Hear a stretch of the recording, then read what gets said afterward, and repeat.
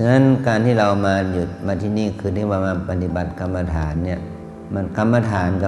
นี่ยมันเป็นกรรมะแปลว่าการกระทำฐานะแปลว่าที่ตั้งการกระทำก็คือกายกับใจเรานี่แหละกายกับใจนี่แหละเป็นกรรมฐานเนาะกายกับใจนี่เองเป็นกรรมฐาน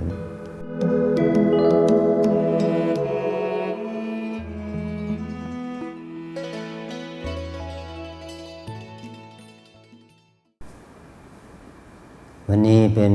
โอกาสพิเศษของพวกเรานะเราจะได้ท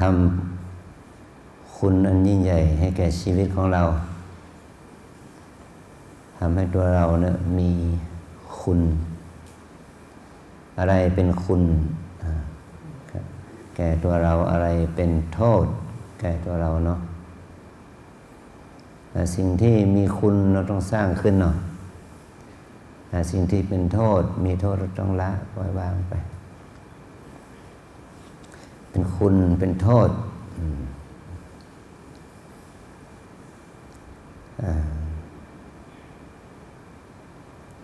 มันก็เชื้อโรคที่มันเข้าในตัวเรามันเป็นโทษเนาะ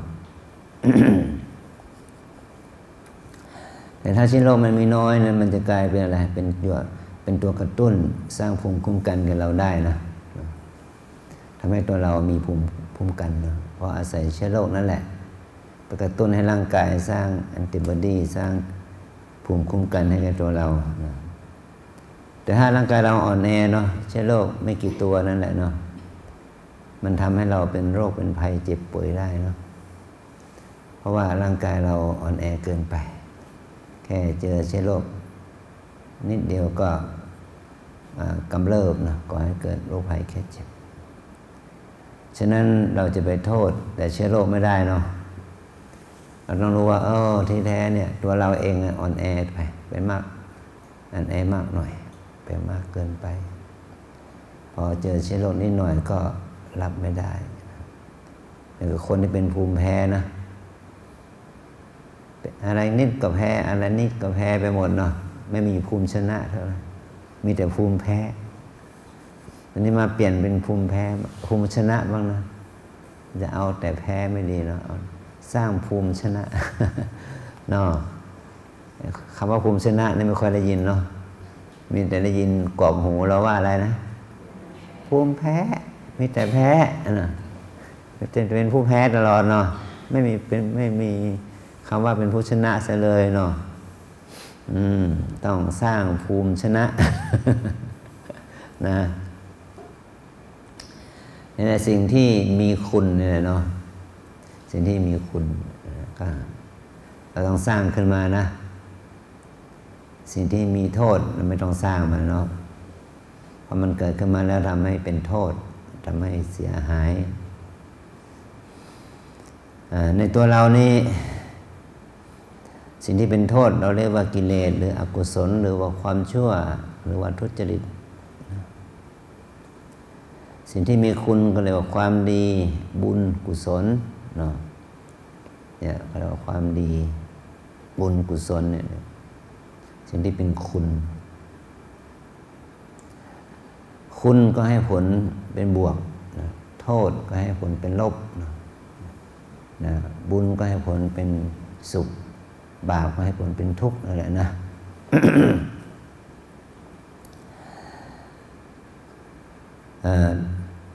ดังนั้นจะว่ามนุษย์เราทุกคนเนี่ยเป็นเขาเรียกว่าเป็นบุคคลที่ไม่บริสุทธิ์ในตัวของมันเองนะภาษาศาสนาอื่นเขาเรียกว่าพวกเราทุกคนมีบาปเนาะต้องล้างบาป ใช่ไหมบางศาสนาเขาว่าเรามาด้วยบาปเนาะเกิดมากับบาปเนาะฉะนั้นต้องไปล้างบาปนะแต่ถ้าทางพุทธศาสนาเราก็เรียกว่าทุกคนเนี่ยจิตของเราทุกคนเนี่ยมันมีตัวบาปอยู่ด้วยเนาะมีตัวบุญอยู่ด้วยมีทั้งตัวบาปตัวบุญนะมันเหมือนกับลมหายใจของเราให้เข้าไปเนาะมันมีทั้งออกซิเจนและคาร์บอนไดออกไซด์เนาะเนี่ยหายใจออกก็เหมือนกันนะมีทั้งออกซิเจนและคาร์บอนไดออกไซด์แต่ว่าเราเอาของดีออกมาด้วยเนาะ ขณะเดียวกันเราก็เอาของไม่ดีเข้าไปด้วยมันไม่มีของดีด้วยส่วนเดียวฉะนั้นพวกเราทุกคนนี่มาที่นี่นะเอาของชั่วๆมาด้วยทุกคนเลยเนี่ยใช่ไหมเอาของไม่ดีมาด้วยเนี่ยไอ้มอติละเอามาของไม่ดีมาด้วยใช่ไหมมอติละเดี๋ยวก็วัดเปื้อนนะเนี่ยล้างเอาผ้าเช็ดถูมาด้วยไหมเนี่ยเอาละเราทุกคนเนี่ยเอาทั้งของชั่วมาแล้วของดีมานะเนาะมีทั้งเอาของดีมาเอาของไม่ดีมาเนาะมันกับร่างกายของเราในที่เราเดินเข้ามาวัดเนี่ยเนาะมันมีทั้งมูดทั้งคูดออกมาด้วยหรือเปล่าเนี่ยฮะยังไม่ได้ถ่ายเลยเนาะกินเมื่อวานเนี่ยแต่ว่ากินมันอุ่นก่อนก็ยังถ่ายออกไม่หมดใช่ไหมอันนี้เธอยิ่งต้องล้างนี่ดูสิลายเต็มตัวเลยเนี่ยล้างออกให้หมดนะทั้งหูทั้งปากทั้งจมูกทั้งมือสารพัดเนี่ยทั้งเจาะทั้งเฉาะทั้งเซาะร่องเซาะรูสารพัดเนี่ยพ่อแม่ทำมาดีแล้วทำให้เป็นรูเป็นร่องทำไมเนี่ยเนาะล้างออกให้มากเด้อล้างออกไม่หมดก็ล้างจิตล้างใจเอาเนาะคนนี้มันเป็นร่องเป็นรูเสร็จแล้วนะปิดไม่มิดละก็ให้มันล้างจิตล้างใจนะข้างนอกปกคล้องข้างในอย่าปกคล้องเพิ่มเติมไม่ดีเนาะข้างนอกปกคล้องแล้วข้างในอย่าปกคล้องนะนี่เราเอาของไม่ดีมาด้วยนะถ้าเอาของดีมาด้วยของดีก็มีเนาะของไม่ดีก็มีที่มันแอบมันแฝงมาเนาะเนี่ยเอาความไม่ดีแอบแฝงซ่อนมาด้วยนะซ่อนมากับไหนมากับเนื้อกับหนังนี่หรือเปล่าซ่อนมากับจิตกับใจนี่หรือเปล่าเนาะฉะนั้นของไม่ดีก็เก็บให้มันมิดๆเลยนะโชว์ดีไปนะเขาเรียกว่าอวดดีนะขอให้พวกเราทั้งหลายช่วยกันอวดดีนะเพราะน้ำปึงนี่อาจารย์ชอบคนอวดดีอาจารย์ไม่ชอบคนอวดชั่วเนาะแล้วอวดดีนี่ดีนะโชว์ดีเนาะอย่าเป็นโชว์ชั่วอวดดีภาษาชาวบ้านเขาว่าเป็นคนไม่ดีเนาะคนชอบอวดดีแต่ที่ว่าน้ำเปิงเนี่ยอาจารย์ชอบคนอวดดีนะอาจารย์ไม่ชอบคนอวดชั่วเนาะอย่าเอาความชั่วมาอวดกันนะเอาความดีมาอวดกันดีกว่าเนาะโชว์ดีเนาะเอาดีมาโชว์สร้างภาพมันก็ดีกว่าเสียภาพลักษณ์ใช่ไหมเราสร้างภาพมันก็ดีกว่าเสียภาพลักษณ์นะเสียภาพลักษณ์นี่สร้างภาพนุ่งให้เรียบร้อยห่มให้เรียบร้อยนั่งให้เรียบร้อยเนาะนี่คือสร้างภาพมันก็ดีกว่าละเกะละกะไปเป็นเรื่องเป็นราวนะไม่เป็นที่เป็นทางไงเนาะมันก็เสียนี่นะมันต้องทำให้มันดูดีนะสร้างภาพดีกว่าเสียภาพลักษณ์นะเนาะอวดดีดีกว่าอวดชั่วเนาะจำไว้นะเอาดีมาอวดแต่อย่าไปอวดข่มคนอื่นเนาะอย่าไปอวดที่เขาว่าอวดดีมุ่งหมายถึงว่าเอาไปอวดทำให้คนอื่นเดือดร้อนแต่ถ้าเอาไปอวดแล้วให้คนอื่นชื่นชมเนี่ยไม่เห็นจะเสียหายอะไรเลยเนาะอวดเถอะให้คนอื่นชื่นชมนะเดินจงกรมนั่งสมาธิตากแดดตากฝนนะแสดงถึงความอดทนเนาะได้มีปัญหาเขาจะชมว่าโอ้โหโยคีคนนี้มันเก่งจริงๆเนาะฝนตกมันก็ไม่หนีแดดออกมันก็ไม่ย้ายเนาะปฏิบัติได้จนครบชั่วโมงเดินชั่วโมงนั่งเลยนะโอ้เขาถือว่าชื่นชมนะเราเนี่ยแข็งแกร่งเนาะเนี่ยแค่ฟ้าร้องครึ้มสะดุ้งแล้วนะกลัวแล้วเป็นยังไงโยมพี่ภูมิแพ้ ได้กลิ่นฝนนิดหนึ่งก็แพ้แล้วชิวอะไรเงี้ยนะแสดงว่าโอ้เป็นเรื่องเนาะนี่เขาเรียกว่าใช้มันอ่อนแอเกินไปเนาะเรามาสร้างภูมิให้มันเข้มแข็งขึ้นเนาะเราจะทำให้ไงให้เราดีขึ้นเข้มแข็งขึ้นแล้วก็ต้องสร้างเหตุฝ่ายดีเนาะมันก็ว่าเราใส่น้ำใส่ปุ๋ยใส่ฮอร์โมนเนาะปรับความปรับหรือว่าปรับพื้นที่ ให้มันได้รับแสงเนาะเนี่ยต้นไม้ต้นนั้นก็จะเติบโตเนาะสมบูรณ์บางทีมันไม่ได้รับแสงหรือเป็นต้นไม้ต้องการแสงมันก็ไม่โตบางทีขาดน้ำขาดปุ๋ยขาดฮอร์โมนมันก็ไม่โตเนาะปฏิควรถ้าเราใส่ให้พอดีนะบำรุงให้พอเหมาะมันก็จะดีได้เนาะเราคำนวณว่าต้นไม้ต้นนี้มันจะถึงขั้นออกดอกออกผลเนี่ยมันต้องใช้ปุ๋ยเท่านี้กิโลใช้น้ำเท่านี้กิโลเนาะเราก็เอาเม็ดพืชเนาะใส่ไปวางบนกองปุ๋ยของนั้นเนาะแช่แล้วก็ลดน้ำเท่านั้นเท่านี้ลิตรอย่างเงี้ยมันก็เม็ดใบพืชนั้นก็จะเน่าเสียมันไม่โตแล้วมันเน่าเสียตั้งแต่ยังไม่งอกไม่เงยนั่นแหละนะเราทั้งหลายนี่มันสร้างบุญสร้างกุศลมาทีละน้อยน้อยเนาะน้อยน้อยก็อาจจะทำให้ค่อยๆเติบให้โตค่อยให้อย่างก็เราทานอาหารเนาะทานทีละถ้วยทีละจานแล้วก็โตขึ้นมาได้ถึงวันนี้เนาะเรากินต่อเนาะแม้มันยังไม่โตแล้วนะกินเพื่อรักษาอัตภาพชีวิตให้สมดุลกินต่อไปเท่านี้นะให้ร่างกายตั้งอยู่ได้เนาะจนถึงวันตายอย่างนี้นะนี่เปรียบเทียบนะพอพูดถึงเรื่องนี้ก็ทำให้อาจารย์นึกถึงภาพของต้นไม้ในวัดนี้2 ต้นหนึ่งคือต้นมะขามต้นหนึ่งคือต้นมะม่วงก็นึกถึงบทเรียนที่คนเราอาจจะมองข้ามก็เลยได้คิดได้แบบนี้นะเมื่อมันเห็นมันตายนะถึงคิดหาสาเหตุไว้มันมาจากอะไรกันแน่ต้นมะขามต้นหนึ่งเนี่ยออกใบอ่อนนะพลูเขียวเต็มต้นเนาะสุดท้ายมันก็ลมทั้งขณะที่ลมโชยนี่นะไม่ใช่ลมพายุนะลมโชยนี่นะมันล้มทั้งต้นเราไปดูว่ารากมันเน่าหมดเลยรากมันเน่าหมดก็มาวิเคราะห์ว่าเมื่อต้นไม้ใหญ่โตนะถึงระดับหนึ่งมันแก่แล้วคนนึงนะเราหวังดีเนาะทำก๊อกต่อก๊อกไว้ที่ใต้โคนต้นไม้นั่นแหละล้างสารพัดนะบางทีนะบางทีมาสมัยก่อนก็เลยทั้งซักผ้าทั้งอะไรเนาะเทน้ำแฟบน้ำผงซักฟอกสุดท้ายตายท่านยืนนั่นแหละนี่เนาะมันก็เหมือนกับผู้เฒ่าผู้แก่ผู้สูงอายุอย่างเราหลายขั้นเนาะกินอย่างเด็กกินไม่ได้นะเดี๋ยวตายนะเห็นไหมกินอย่างเด็กกินไม่ได้นะเดี๋ยวตายนะเนาะอย่าคิดว่าจะกินอย่างเด็กมันจะเป็นเด็กคือ มันจะเป็นเด็กมันไม่ใช่นะมันจะตายนะเนาะอาหารของเด็กเขาธาตุของเขาน้ำย่อยของเขาเนาะธาตุของเขาน้ำย่อยของเขาจัดการได้เนาะมันเหมือนกับนมสดเนี่ยมันเหมาะกับเด็กที่ต้องการแคลเซียมใช่ไหมวิตามินแคลเซียมเด็กต้องการนมมันจะได้สูง180-192 เมตรเนาะจะได้เป็นนักบาสเกตบอล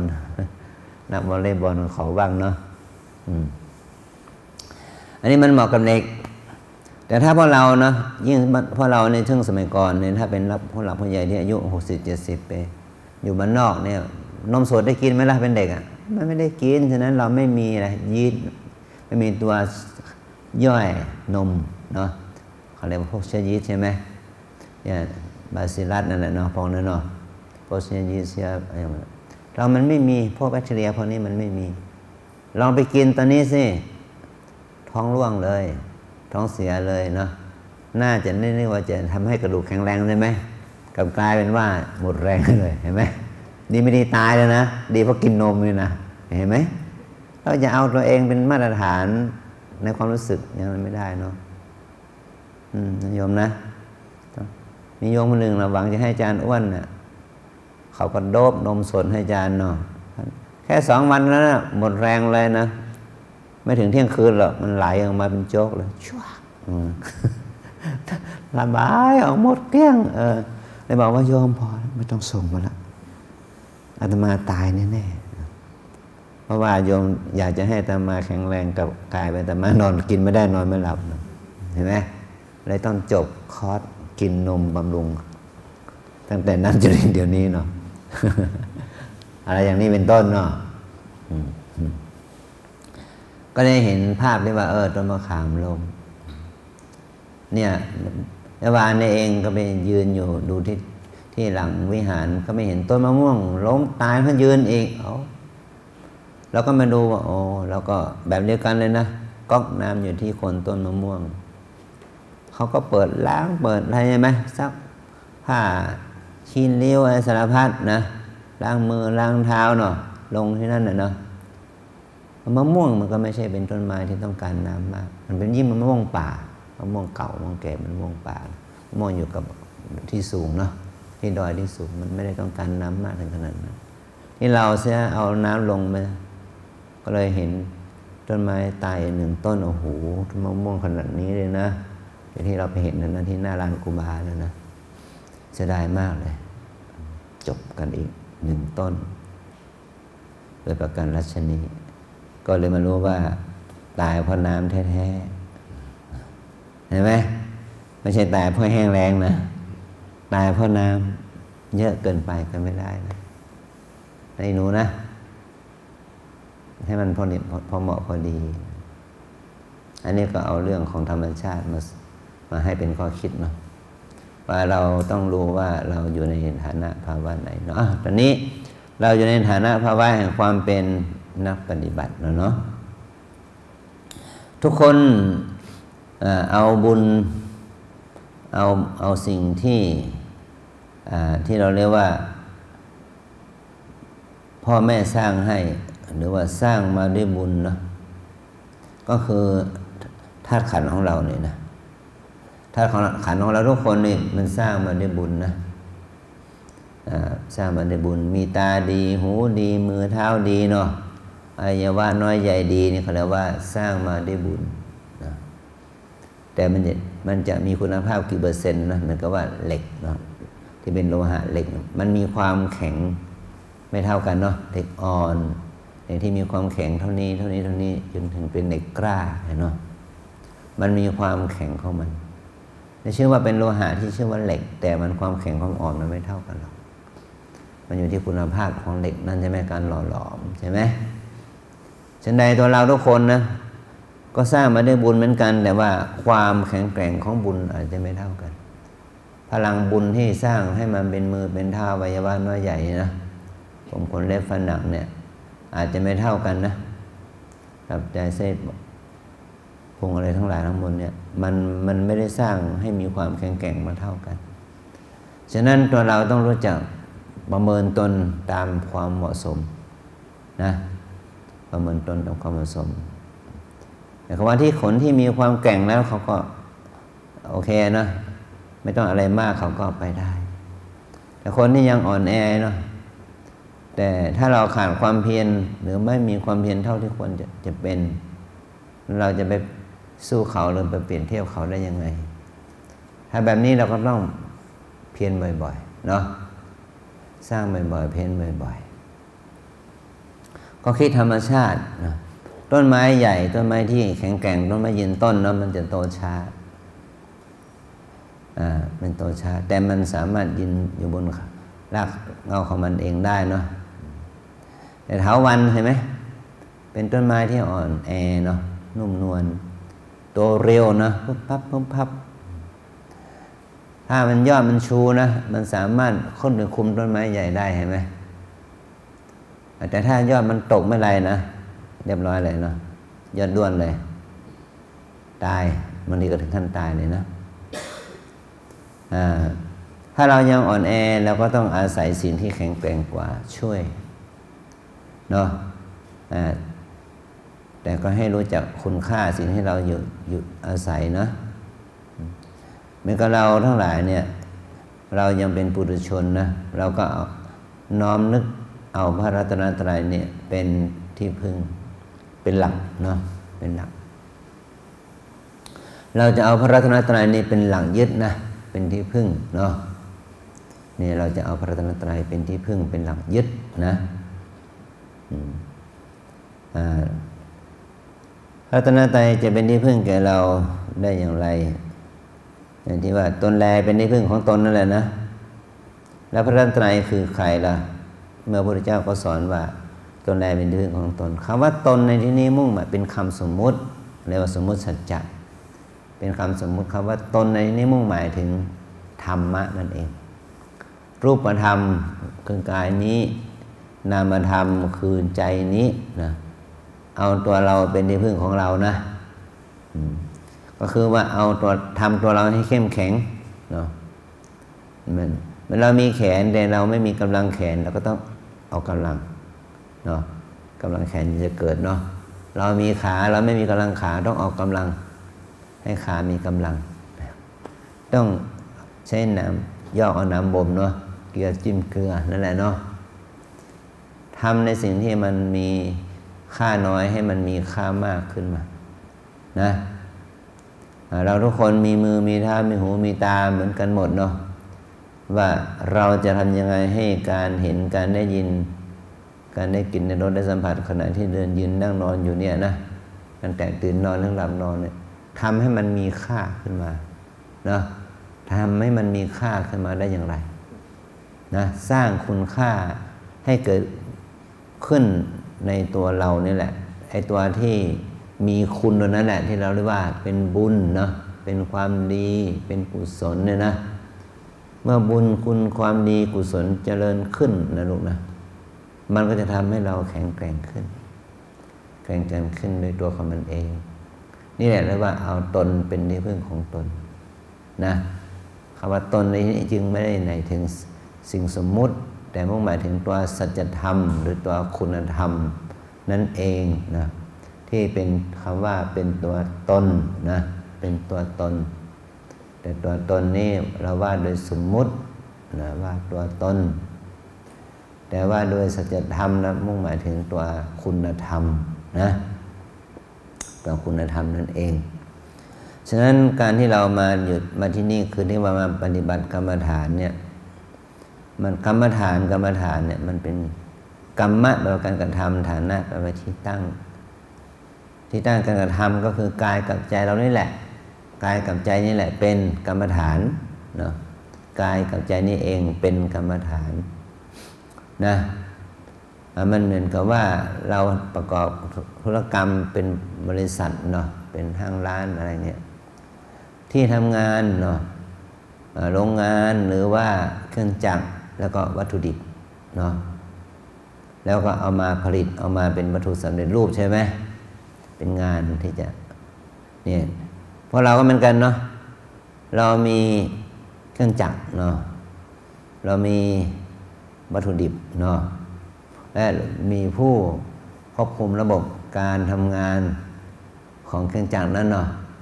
จัดการกับวัตถุดิบนั้นอย่างเป็นระบบมันก็ออกมาเป็นวัตถุสำเร็จรูปที่มีค่าตอนนี้พวกเรามีอุปกรณ์หรือยังมีอุปกรณ์ทำงานหรือยังมีหรือยังไม่มีเหรอตาไม่บอดนะก็มีแล้วนี่มีตาหูไม่หนวกใช่ไหมมีแล้วมีหูนี่ตาหูนี่แหละอุปกรณ์ตาหูจมูกมีไหมลิ้นมีไหมกายใจมีไหมถ้าว่าโดยสมมติก็มีมือมีเท้าไหมมีแล้วนะมีหูมีตามีมือมีเท้ามีอวัยวะน้อยใหญ่ตั้งแต่หัวจรดเท้านี่เขาเรียกว่าอุปกรณ์เนาะตอนนี้ก็มีสีเสียงกลิ่นรสสัมผัสมีไหมมีทั้งกลางวันและกลางคืนทั้งหลับทั้งตื่นเนาะขนาดหลับยังฝันเลยเนาะเอายังไงครับมันเห็นไหมขนาดหลับยังฝันทุกข์เป็นสุขเลยเนาะฝันดีฝันร้ายเลยนะนี่ใจเขาเรียกว่าใจเนาะความทรงจำเนาะเนี่ยองค์ความรู้บาปบุญดีชั่วทุกคนมีหมดแล้วเมื่อเรามีอุปกรณ์และมีวัตถุดิบตัวนี้เข้าสู่ขบวนการผลิตเนาะก็คือกรรมฐานเนี่ยภาวนาคราวนี้เราจะใช้ตายังไงให้มันเป็นบุญใช้หูยังไงให้มันเป็นบุญใช้จมูกใช้ลิ้นใช้กายอย่างไรให้มันเป็นบุญเนี่ยเราก็ต้องมีสติแล้วเนาะเนี่ยเจริญสติกับการเห็นหนอได้ยินหนอกลิ่นหนอรสหนอสัมผัสเย็นก่อนเย็นหนอร้อนหนอเป็นต้นนะต่อไปก็ ถ้าเรามีสติได้อย่างนี้แล้วว่าเราเปลี่ยนอารมณ์ที่เราเคยใช้เนาะจากเข้าไปยินดีใช่ไหมชอบไม่ชอบฟุ้งซ่านรำคาญสงสัยเปลี่ยนมาเป็นบุญนะเป็นจาคะเมตตาปัญญาสติสมาธิเห็นไหมบุญก็เกิดขึ้นบนในอารมณ์ในสิ่งที่เรามีอยู่คือตาหูจมูกลิ้นกายใจอันนี้บทสี่ยืนเดินนั่งนอนอันนี้บทย่อยคู่เหยียดก้มเงยที่เราเป็นวิถีชีวิตเราก็มาเป็นวิถีชีวิตใหม่ใช่ไหมเนี่ยเข้าสู่วิถีชีวิตใหม่นี่ได้บุญไหมได้บุญนะได้บุญอันนี้เป็นต้นนะได้บุญละฉะนั้นการที่เราได้บุญอย่างนี้นะได้บุญอย่างนี้ก็จะเราได้ฝึกเนี่ยได้ฝึกวิธีการบริหารตาหูจมูกลิ้นกายใจกลายเป็นวัตถุดิบวัตถุสำเร็จรูปจากเป็นอารมณ์ที่แต่ก่อนให้เกิดโทษมาเป็นคุณนะจากบาปมาเป็นบุญเนี่ยแล้วใครเป็นผู้บริหารล่ะใครเป็นผู้ทำนะใครเป็นผู้จัดการเห็นไหมนี่แหละเนาะถ้าเราเจริญสติเจริญสมาธิเจริญปัญญาเนี่ยอารมณ์เหล่านี้มันก็เป็นอาหารหล่อเลี้ยงจิตที่มันเป็นคุณเนาะในการเรากินอาหารให้ถูกตามให้ถูกต้องตามภาวะฐานะวัยและเพศเนาะเนี่ยฉะนั้นเราจะต้องทำให้มันเป็นคุณนะแต่ก็เรามาอยู่วัดเนี่ยเราจะใช้มือเท้าหูตาเหมือนกับแบบเราอยู่ที่บ้านมันก็ไม่ได้นะเราอยู่วัดนี่เราต้องมาเอาใจใส่ดูแลตัวเองเนาะไม่ใช่เหมือนกับอยู่บ้านเราเอาใจใส่ดูแลคนอื่นเราอยู่วัดเราต้องจับถูกไม่ใช่จับผิดไม่ใช่มาจับผิดใครนะ มาจับผิดใครก็ไม่ได้บุญนะถ้ามาจับผิดตัวเองก็ยังเขาใช้ยังชั่วนะพอจะได้บุญบ้างนะถ้าจะมาจับผิดตัวเองนี่ได้บุญนะถ้าจับผิดคนอื่นได้บาปนะมาอยู่วัดมันต้องมาจับผิดตัวเองว่าตัวเองผิดอะไรโลภโกรธหลงเกิดขึ้นมาได้อย่างไรนะทำไมต้องเผลอไผลความเพียรน้อยไปหรือเปล่าความศรัทธาน้อยไปไหมสติสมาธิอ่อนไปไหมต้องมาเช็คความพร้อมความปกป้องตัวเองให้มันดีขึ้นนะนี่เรียกว่ามันจับผิดตัวเองเนาะเพื่ออะไรเพื่อให้มันเป็นไปในทางที่ถูกที่เหมาะที่ควรนะเมื่อเราจับจิตที่มันเป็นปัจจุบันขณะของการยืนเดินนั่งนอนอยู่เนี่ยนะแล้วก็น้อมไปเพื่อสร้างให้เกิดกุศลเกิดบุญนะเนี่ยเป็นไปจะให้เป็นไปในทางที่ถูกต้องอันนี้มันเป็นเรื่องยากสำหรับคนที่ไม่มีศรัทธาและไม่มีอุปนิสัยถ้าคนนั้นมีศรัทธาและมีอุปนิสัยมันก็เป็นเรื่องง่ายถามว่าปฏิบัติธรรมเป็นของง่ายหรือเป็นของยากมันก็อยู่ที่ว่าเราเองมีอุปนิสัยแบบไหนถ้ามีอุปนิสัยปฏิบัติมันก็เป็นของยากแต่ถ้าคนมีอุปนิสัยปฏิบัติมันก็เป็นของง่ายเพราะมันชอบนะแต่กับคนชอบเข้าวัดมันก็เป็นการง่ายที่จะอยู่กับวัดนะเพราะว่ารู้อยู่แล้วว่าวัดก็คือวัดเข้าใจบริบทของวัดเนาะวัดไม่ใช่โรงแรมไม่ใช่รีสอร์ทเนาะวัดไม่ใช่สถานที่ให้มีคนอื่นมาบริการเอาอกเอาใจพระพนอนะ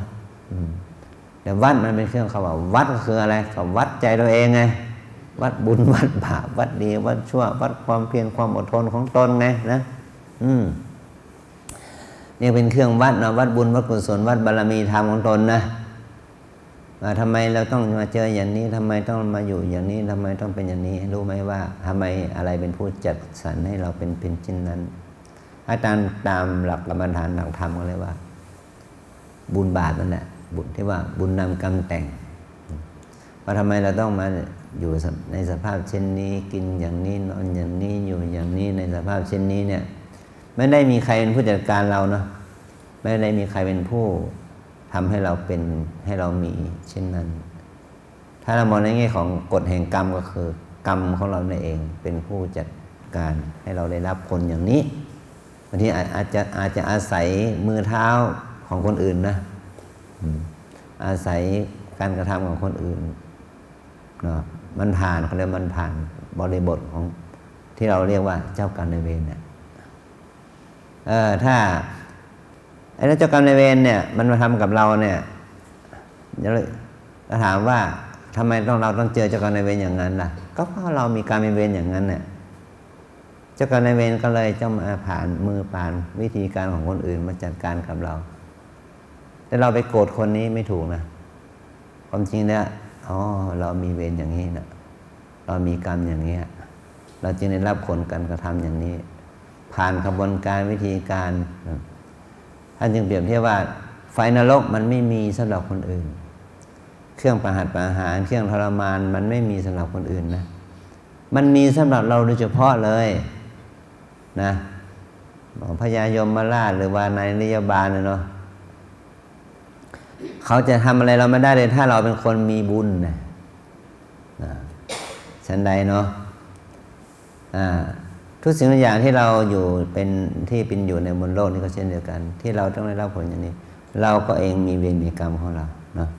ถ้าเรายอมรับกฎแห่งกรรมอย่างนี้เข้าใจบริบทอย่างนี้เราก็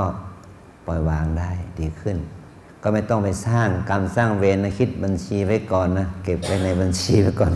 คนนี้จะจัดการทีหลังนี่นะนี่สร้างกรรมสร้างเวรกับตัวเองนี่นะมาอยู่นึกว่าจะได้บุญกลับคืนเนาะ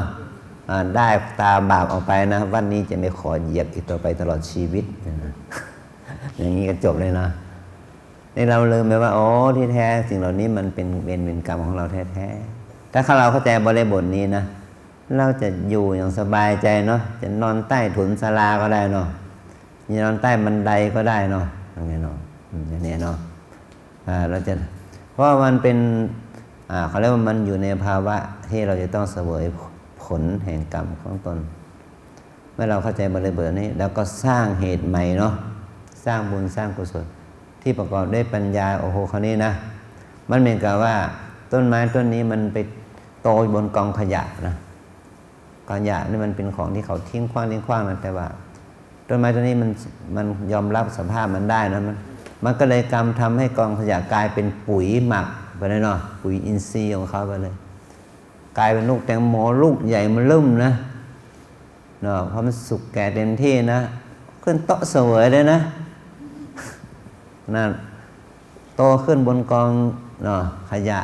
มุดโคตรแต่ขึ้นโต๊ะเสวยใส่บาตรสมเด็จพระสังฆราชก็ได้เดี๋ยวถวายอาจารย์ก็ได้อาจารย์จะฉันให้ดูอย่างนี้เนาะมันไม่เกี่ยวกับผลเนาะผลคือเราแย้งไม่ได้แต่ว่า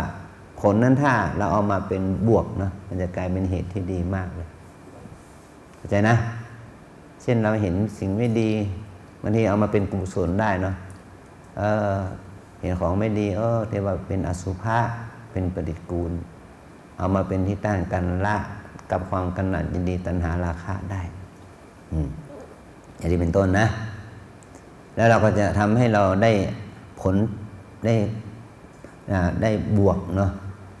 ได้เหตุเป็นบวกได้ผลก็เป็นบวกแต่ถ้าเรามองแบบไม่ดีเนาะ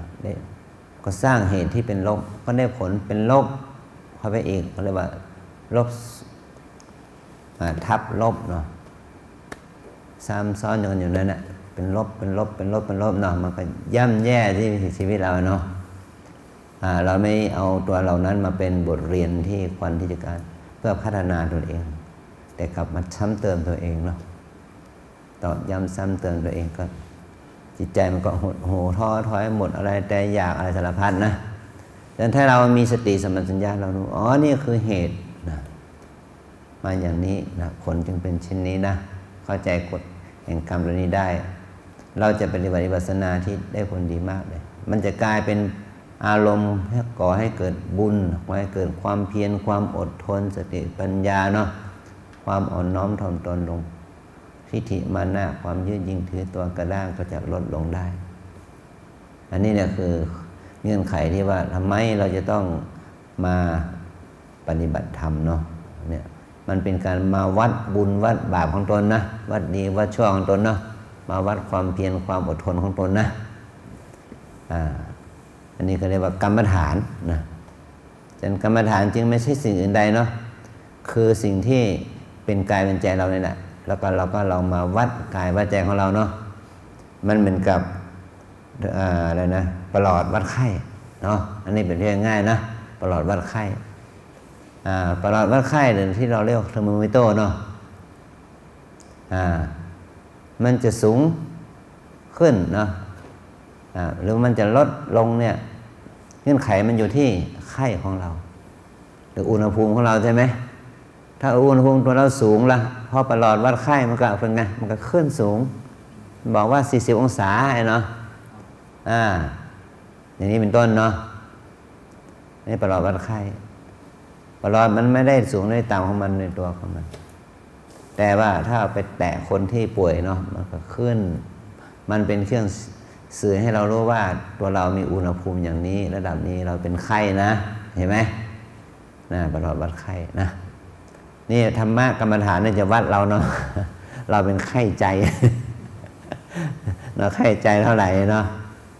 ต้องแก้กินยานะธรรมโอสถเนาะธรรมโอสถของพระพุทธเจ้านะกินยาเยอะๆหน่อยเนาะธรรมโอสถวันนี้เราจะต้องมากินยาของพระพุทธเจ้านะกินยาของพระพุทธเจ้าคือธรรมโอสถนะเรากินเยอะๆไม่เป็นปัญหาถ้ายานอกนี่ไม่ดีเนาะ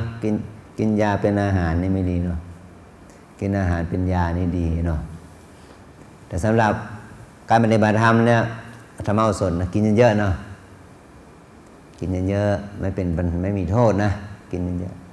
สติสมาธิปัญญาให้มันเพิ่มพูนให้มากนะเนี่ยกรรมฐานแปลว่าการฝึกจิตเนาะวิปัสสนากรรมฐานคือเป็นการฝึกจิตเพื่อให้เกิดปัญญารู้สัจธรรมรู้ความจริงของชีวิตเราเรียกว่าวิปัสสนาความจริงของชีวิตนี้มีลักษณะ3อย่างคือ1กายใจนี้เป็นอนิจจังเกิดได้ดับได้นะ2กายใจนี้เป็นทุกข์ทนอยู่ในสภาพเดินไม่ได้นะแต่3กายใจนี้เป็นอนัตตานะไม่อยู่ในอำนาจบังคับบัญชาไม่ได้เราลองพิจารณาดูนะศึกษาดูว่ามันเป็นอย่างนั้นไหมนะทุกคนพนมมือไหว้ตามอาจารย์นะวิปัสสนากรรมฐานตามแนวสติปัฏฐานมี4อย่าง1กาย2เวทนา3จิต4ธรรมวิปัสสนากรรมฐานตามแนวสติปัฏฐานมี4อย่าง1กาย2เวทนา3จิต4ธรรมวิปัสสนากรรมฐานตามแนวสติปัฏฐานมี4อย่าง1กาย2เวทนา3จิต4ธรรม1กาย2เวทนา3จิต4ธรรมกายเวทนาจิตธรรมและกรรมฐาน4ตัวนะเราอาศัยกายเป็นที่ตั้งของสติอาศัยเวทนาเป็นที่ตั้งของสติอาศัยจิตเป็นที่ตั้งของสติอาศัยธรรมเป็นที่ตั้งของสติหมายความว่าสติจะเกิดขึ้นได้บางครั้งอาศัยกายเป็นอารมณ์บางครั้งอาศัยเวทนาเป็นอารมณ์บางครั้งอาศัยจิตเป็นอารมณ์บางครั้งอาศัยธรรมสภาพธรรมเป็นอารมณ์นะ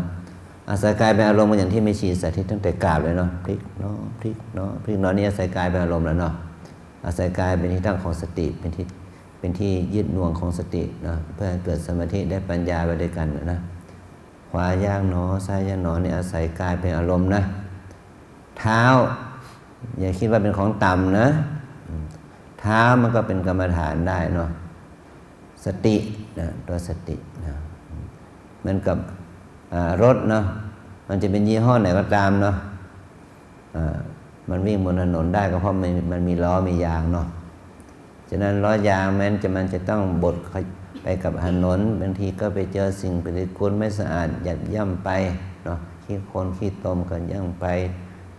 หินดินแร่ก็เยี่ยมไปเนาะแอนฟานเลยคอนกรีตมันก็ขับขึ้นเยี่ยนไป